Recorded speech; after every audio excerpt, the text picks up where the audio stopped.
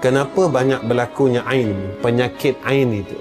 Salah satu sebab, kita suka mempamerkan harta kita, amalan kita, apa yang kita buat, kita tunjuk dekat media massa. Kita makan satu keluarga, tunjuk dekat media massa. Kita pergi umrah, tunjuk dekat media massa. Kita pergi jalan, tunjuk dekat media massa.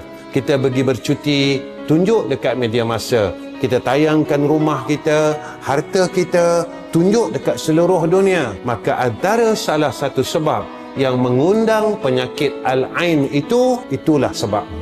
Sebab itu sekarang kalau kita tengok penyakit pelik-pelik, tuan-tuan. Tiba-tiba aja sakit, tiba-tiba aja itu, tiba-tiba ini. Tapi sebab kita ni tak nak ikut Nabi. Dan Nabi dah larang dah perkara ini. Kita nak puaskan nafsu kita. Kita nak puaskan diri kita. Kita tunjuk semua orang. Apa yang kita buat, kita makan, kita itu.